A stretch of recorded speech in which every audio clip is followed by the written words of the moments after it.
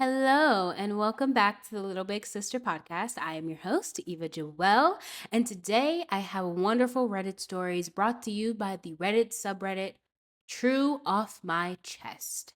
If you are unfamiliar with True Off My Chest, it is a space where people literally just go and confess and vent about random things that have happened in their life for no reason at all. Like, no one prompted you to tell us your deepest, darkest secret. However, you did it on the internet, and I'm going to read it. And I'm absolutely obsessed with this Reddit thread. So, without further ado, let's just jump right into the video. This first Reddit story or Reddit confession post, I don't know, is titled, I think I know why no man takes my friend on a fifth date, but I am not, in all capital letters, telling her.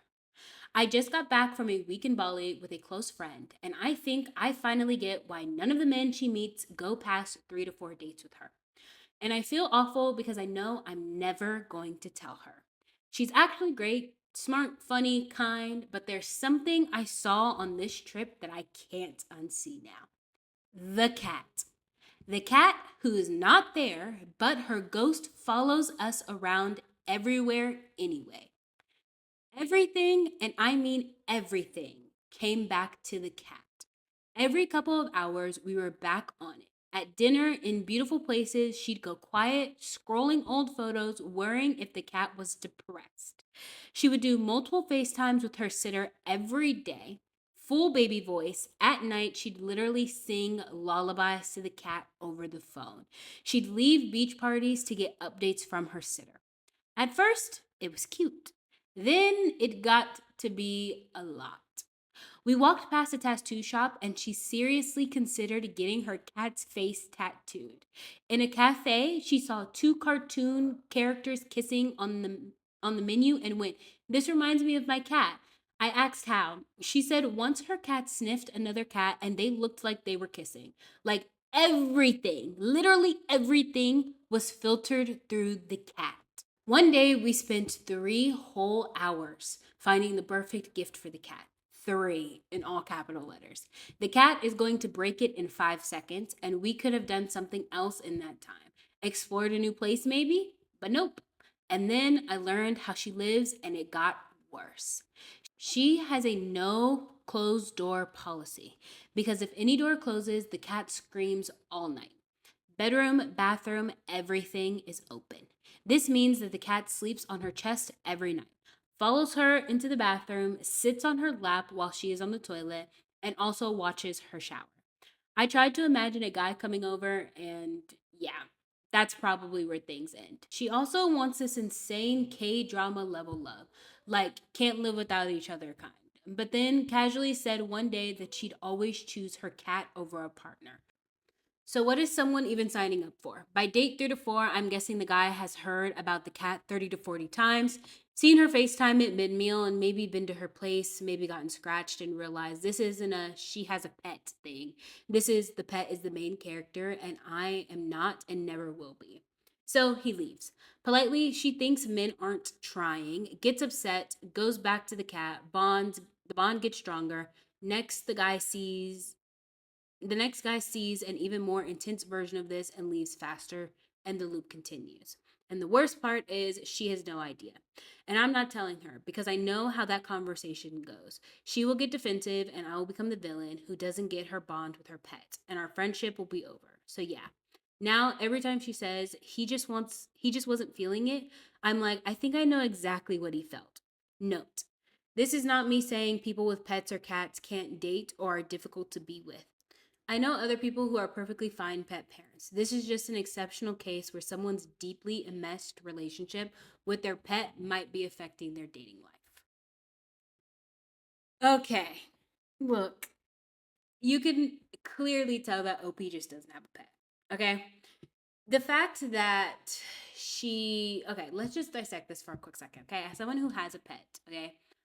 My pet is like my child. My dog is like my child, essentially. You heard him walking around the entire last episode. He's quite literally at my feet whining because he just wants attention. We're rock solid, we're close. It's great. However, you don't understand the bond that you have between like a pet and him between like a pet and an owner unless you have a pet. And it's very clear that OP just does not have a pet. Two, saying that men are jealous of the fact that they will never be the first person in someone's life over a pet is absolutely insane. If a man is so insecure that he is bothered by a cat, you literally don't need to be in a relationship with that man, okay? That's a different level of insecurity. It kind of reminds me of that thought process where people talk about like what would you do if your current boyfriend or girlfriend's like ex passed away and they cried about it. I always answered the question that like I'm going to allow them to cry about it because death, no matter who it is hard, and grieving, no matter who it is hard. And who am I as a person that is alive, healthy, and well to say how somebody grieves anyone, because like those people, even if you are not with them anymore, they served a purpose in your life. You probably learned something, and they were a part of, you know, your past, your childhood, your young adulthood, whatever the case may be. They were a part of helping to shape who you currently are. They are a part of who they are a part of who shaped who I love, you know? And who am I to be insecure about a literal dead person? Do I think a ghost is gonna come steal my bitch? No. So, like, why would I be worried about that? I'm gonna let them cry. I'm gonna let them be sad, and they're gonna grieve, and I'm gonna be by their side when they're ready to be done grieving it and they're ready to try and like move on past it. And that's one of these situations because it's like, how are you going to be insecure and bothered by something that's not even in the same league? Like, this is such a red flag if a man is so bothered. If you end up dating a man, like let's say she ended up dating one of these guys that she went on a date with, and he was bothered by the cat, she is not dating the cat. Like, two things can be true at once. She can love her cat and also love you. Like, that screams insecurity on a completely different level that I can't even put to words. Like, the cat is like a child. What happens when you guys have kids? And now all of her energy has to go towards, you know, raising the kids. And honestly, all of your energy should also go towards raising the kid as their father. But are you going to be jealous of the kids? Because now probably her kids are probably her number one just as well as the cat. And you're going to probably have to take a back seat to that as well. So now what? So to think that the fact that Opie is trying to say that, oh no, my friend has a loving relationship with her animal is so stupid and screams pick me to a different level. Like, you just know OP is a pick me, bro. Like, there's no way in hell. Like, if I met a man, the only thing, actually, let's go back a little bit. The only thing that I think is a little weird about the story is the whole like FaceTiming the sitter multiple times. Like, I get it. Um, you know, I would be texting. I probably wouldn't FaceTime. I say that as, you know, I have left my dog with my sister and I will FaceTime maybe once at the end of the night just to check in, to talk to him, say hi, you know? But like photos and videos throughout the day suffice. Okay. I don't need to FaceTime, but maybe to her, she does need to FaceTime. Okay. Animals play such a big part in our lives, you know? And I think TikTok does a really good job of like showing this because there's a trend where it's like show yourself and then your don't kill yourself pet, and then people show themselves and then they're like 15-year-old cat that their parents got them when they were 12 and depressed. And it's just such a cute but like, you know, kind of cynical and kind of like twisted dark humor joke on the internet.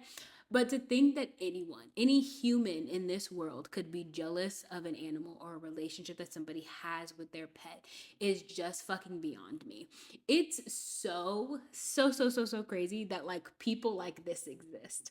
Like, you know, like there are actually women, friends, your friend, your person that's in your circle. Like, who needs enemies when you have friends like this that think this way? And then there probably are some men or some women that also think this way. But I just know, look, if I meet a man and he's like, come meet my cats, I love them. Come meet my dogs, I love them.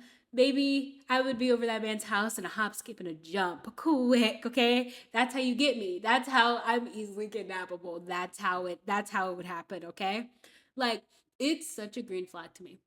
While we're on the topic of men with pets and partners with pets, I love when men have female pets. Okay, this is a complete side tangent, has nothing to do with the fucking story. But if I meet a man, okay, and he has a girl dog or a girl cat, and I go over to your apartment and she's in her cute little pink, purple, sparkly collar in her pink, purple princess bed, and you give her all her cute little pink, purple toys, and she's just like your sweet little baby girl, I see that as the greatest flag possible, okay? Because there's something about that that just screams like, I'm so secure in my masculinity. I didn't need a big bad Doberman dog or like scary boy cat in our boy house. Like I just love my little baby girl and this is my child. Like that's such a green flag to me. So I just cannot understand how like OP could even think like this, because if somebody loved their animal that much, maybe the conversation would be like, hey, you know, maybe don't FaceTime them 17 times while we're on a date. But like this is not something that's like a red flag that's weird to like off somebody off in a dating pool. Because like stuff like this is so trivial. It's so trivial and it's so fixable, and it's like as easy as a conversation and like figuring it out together if you really like someone. Because like if somebody is this bothered by the loving relationship that you have with your cat, they're just not that person. Because in a perfect world you would want that person to also come into the picture and love your animals the same way that you love them. And it just it boggles me. Okay, let's read some of the replies. The top comment on this says, as a cat lover, this sounds exhausting. And OP says, it really was. Thank you for your understanding. Don't hype up OP in this situation. Somebody else then replied to that and said, I adore my cat. My husband adores my cat. While we are away, we await the cat sitter updates, but we don't stay glued to the phone waiting for it to come in. We, enjoy our holiday. For reference, my cat is 19 this year and is a lot. Had husband for 12 years, had husband for 12 years, her for 16 to 17. We also have a no closed doors policy, but that doesn't include the bathroom for or us time. I also have a lot of interest and can hold serious conversations and not divert back to my baby when doing so. Because while she is my world, I have, I have to, adult. I'm sorry your trip had this I'm sorry your trip had this on it and wasn't quite as brilliant as you hoped. Don't tell her direct, but maybe when it starts going back to the cat, steer the conversation in another way. That was by Fergie 89. And honestly, like yeah, I see their points. I necessarily don't agree with them. I think, people go through different things, and I think something that was really important that popped out, that Fergie pointed out, was that like she's comfortable and good with like holding conversations. And maybe the friend isn't so comfortable like just like holding conversations and like things of that nature. But like to me it just sucks that like this friend is being so herself and her friend is just like secretly judging her. Like that is almost like that's one of like my biggest fears. It's like having a friend that's just secretly judging you and secretly like thinks you're weird, and you feel comfortable enough to be like, I love my cat XYZ. Like you sign up for your friendships, you know who your friends are, and like if you guys were like truly friends, like you could probably have this conversation with her. But the fact that you don't even really feel like, oh, you can't say like, hey, girl, like it's kind of putting a damper on the trip. The fact that you keep calling the cat, like we can't really do anything. Like it's kind of ruining my trip, and your friend wouldn't be receptive to it. Um, Tells me that you guys probably just aren't that close of friends, because like even friendships you have to compromise. And if somebody was like, even like you talk about your dog too much, you talk about him too much, I would be like, oh, my bad, dog. Okay, well, My bad dog was a bad choice of words, but you know what I mean. I would like, reroute, be like, oh, okay, like I don't want to ruin your trip. And that's what I mean by like in this world, empathy would go a long way, and just having empathy for each other is step one. Another comment said, next time she complains about a man losing interest, just reply, well, at least you have your cat. Oh, at least you have cat's name. No man can ever compete with cat's name, right? Also, it is it just me who thinks that deep down she really does not want a relationship and is merely using the cat as a catalyst to get out of getting in a relationship? The top response to that comment was cat Alyss. I see what you're doing there. Lock in, commenters. Like, goodness. I don't think it's that deep. I really don't think that it's that deep. I think Reddit like kind of reached for this one, if I'm gonna be completely honest. Like, the friend loves her cat, she's being herself. Like, truly, who needs enemies when you have friends like this? Because I would be sick to my stomach if I found out that my friend couldn't just tell me, like, hey, girl, like, I'm gonna need you to like wrap it up with the cat real quick, because like we're in Bali and we're outside and we're having fun. Like, come on, like I need you to lock in. Like, when are we ever gonna come back to Bali? Um, but as Reddit does, they reached for the stars. But I genuinely think this story is just not that deep. Anyways, let's move on to our next story. This next Reddit post is titled, I turned my bike around halfway to a friend's birthday dinner and just went back to work. It's labeled as a personal story. I did skim it, and it looks like there's drama. It reads, I have a close group of 5 friends. We all live within a kilometer of each other, and we have this unwritten rule where the birthday guy pays for dinner. First of all, shitty rule. What do you mean, whoever's birthday it is, you have to buy everybody else's dinner? It should be the other way around. Unless I'm reading this and my reading comprehension isn't great. Um, but I doubt it. when it is when it is blah, blah, blah. When it is my turn recently, I didn't want to spend crazy money. I took them to a solid Punjabi restaurant instead of some expensive pizza place they wanted. They spent the whole night throwing sarcastic comments at me, mocking the place, and basically bullying me for being cheap. I let it go because I thought we were just messing around. This is this is ridiculous. Okay. This one's gonna rage bait me, because what are we talking about, you ungrateful little shit? Fast forward to today. It's another guy in the group's birthday. One of my friends calls me and tells me we're going to this literal bottom tier, third class restaurant.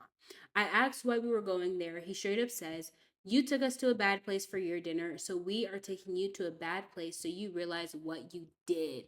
Oh my goodness. Is the theme of this week's podcast of why I have friends like that? Like, what did. They're pissing me off. I can't even get the fucking saying out. Who needs enemies when you have friends like that? That's the theme of this week's fucking podcast. What are you talking about? Like, oh, this tip for tat bullshit is absolutely insane. Whatever. It continues and says, then another friend calls and repeats the exact same thing. They were explicitly telling me that they wanted to punish me. I felt like garbage. I cut the call and texted the group that I wasn't coming. Instantly, they panicked. They start backpedaling, saying, we're just kidding. We're going to a good pizza place. Please come. I was at the office working late and figured, fine, it's just an hour. I'll go and come back. I got on my bike and started driving. You started biking, not driving, but it's okay. But halfway there, it just clicked. Why the hell am I biking to sit at a table with guys who actively plan to disrespect me? Why am I going to force myself to sit through more of their jokes? I literally stopped my bike in the middle of the road. I texted the group that I wasn't coming, turned the bike around, and went back to my favorite Vata Vata Vatapav stall. I don't know what a Vatapav is. I'm guessing it's like the little like lime scooter bikes that like California has. I'm guessing that that is the equivalent. I ate my Vatapav in total peace. Never mind, Vatapav is not the name of the scooter; it is the name of a food. In total peace, and just went back to the office to work. My phone started blowing up. The guy who insulted me called. The birthday guy called, who honestly didn't say any of the toxic stuff himself, which sucks for him. I didn't pick up a single one. I just texted that I have work to do. It sucks realizing childhood friends don't actually respect you. But honestly, sitting alone in my office eating Vatapav felt infinitely better than forcing myself to eat pizza with them. Before I could even comment, I gotta figure out what Vatapav looks like. I've never heard. I'm guessing it is some form of like Punjabi food. Let's Google it real quick. Ooh, Vadapav is a popular vegetarian street food in Mumbai. Consisted of spiced potato fritter, vada, served inside of a soft bread bun, pav, making up the name vada pav, with chutney and green chili. It originated in I'm not even gonna try and say the name, in 1960, primarily as an affordable snack for mill workers and commuters. The dish is popularized by, I'm not even going to butcher that name, I'm so sorry, who started selling it outside of Dadar railway station in 1966.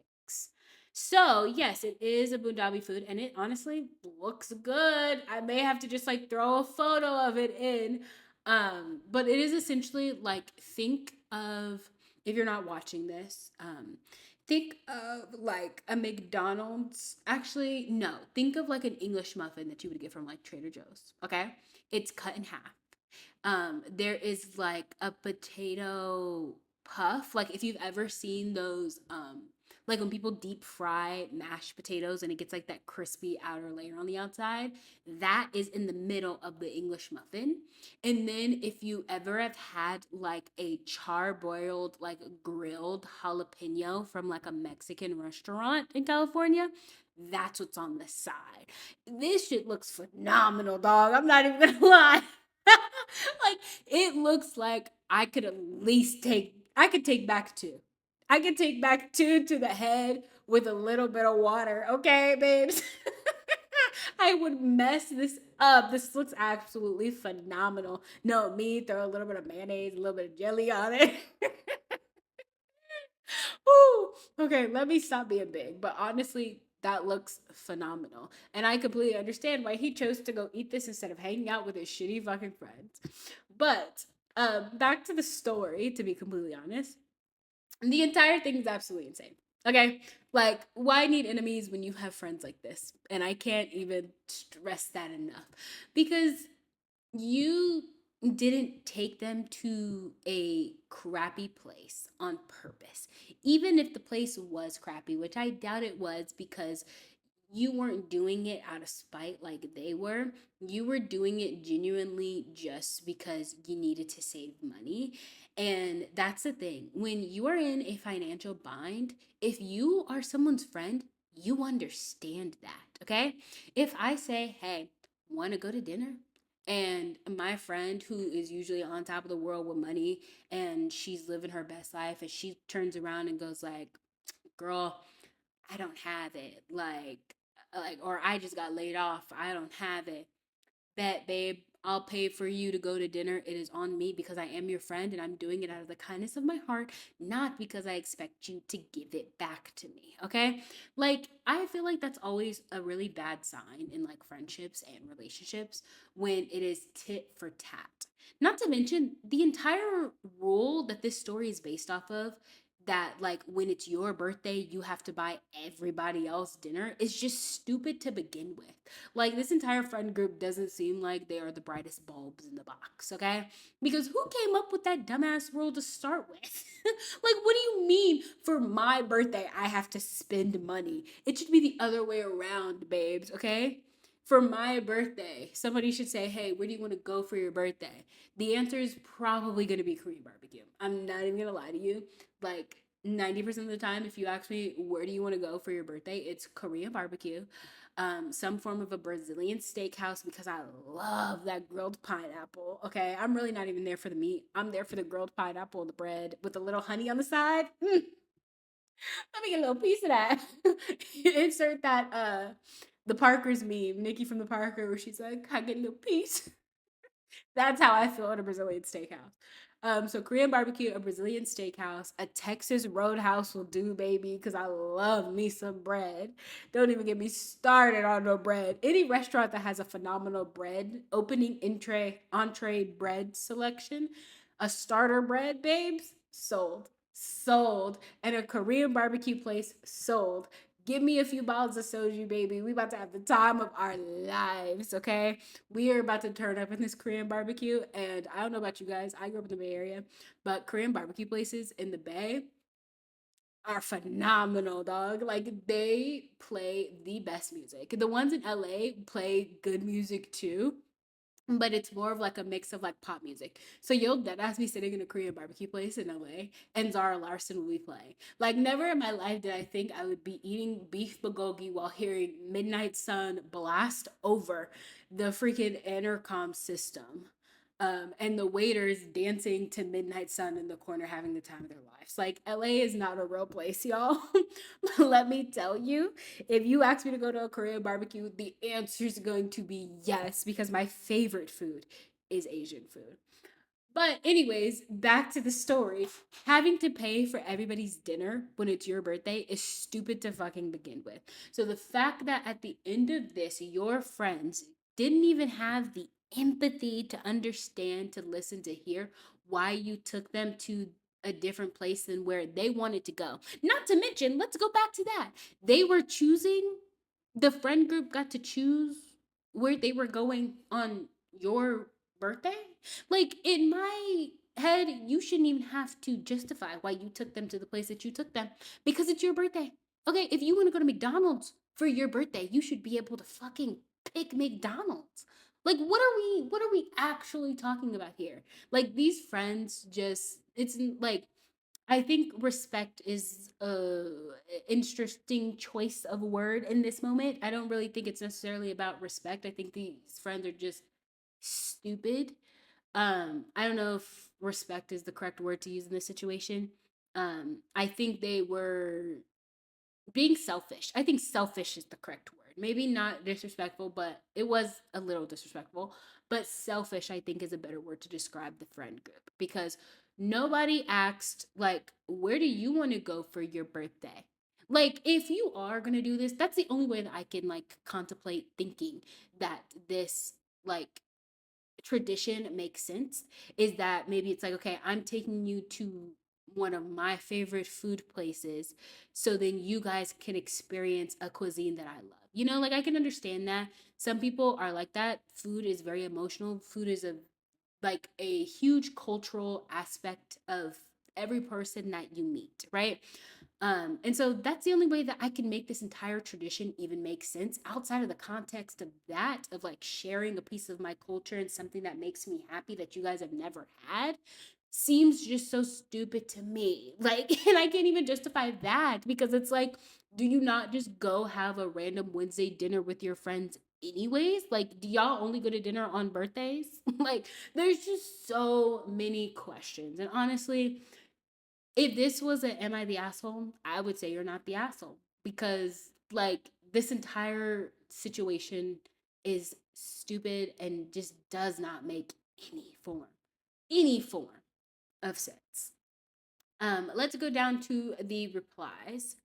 Um, the top comment is, and this was 6 days ago as of recording this. So this is fresh, new, piping hot off the grill, off the Korean barbecue grill, baby. The waiter just changed the grill out, okay? Just changed the grill out, brought you a new bowl of rice, and then served up this Reddit thread to us on a cold plate. The first comment says, I feel like whatever food the birthday person is in the mood for should dictate the restaurant more than what everyone else wants to eat. Especially, and they italicized especially, if the birthday person is the one actually paying for it. I would have picked Punjabi over pizza too, and the price of one versus the other would have had nothing to do with it. I agree, baby. Honestly, it's okay. Don't be mad at me if I get this wrong. Does chicken tikka masala count in Punjabi food? Okay. If so, maybe my ADHD, don't get me wrong. I know that's like the most basic like dish I probably could have picked. But my ADHD does that thing where I find something that I like and then I eat it for the next 40 years. Okay. And to prove to you guys, I mean, I've never had anything on a McDonald's menu besides a McChicken and fries. Okay. Since I was like 7. McChicken and fry me every single day. If I'm feeling like I don't care about my intestinal tract, I'll get some chicken nuggies. Okay. And a Sprite. A Sprite or a Minute Maid High C. Outside of that, I don't want nothing else at McDonald's. Actually, I'm lying. The drinks don't count. Drinks and dessert, ice cream don't count in that. But as far as food, fish fillet, disgusting. Big Mac, disgusting. Cheeseburger, disgusting. McRib, disgusting. Snack wrap, don't bring that shit near me. I don't want it, okay? My ADHD says, why fix what's not broken? And so chicken tikka masala is that for me. So I would have went up in there. I would have said, give me medium to high spice chicken tikka masala with 2 garlic naan, okay? 2 garlic naan and 1 normal naan on the side. If the place got roti, give me some roti and a little bit of dip. Okay, I love a good roti. A good roti as a starter. That's the starting bread of a Punjabi restaurant, y'all. The starting bread, the bread. Okay, the bread at Texas Roadhouse with the garlic butter is equivalent to roti and curry. Is it curry that they serve roti with at like an Indian or a Punjabi place? Okay, look, I don't make the rules, baby. But if you hand me some fresh hot roti, baby, it's over. Oh wait, no, I think roti is Thai foods. I'm getting all of my East Asians mixed up. I apologize, but just know that I love you guys and it's coming from a good place of heart. I fuck with y'all heavy, okay? I fuck with y'all food heavy. It's delicious, okay?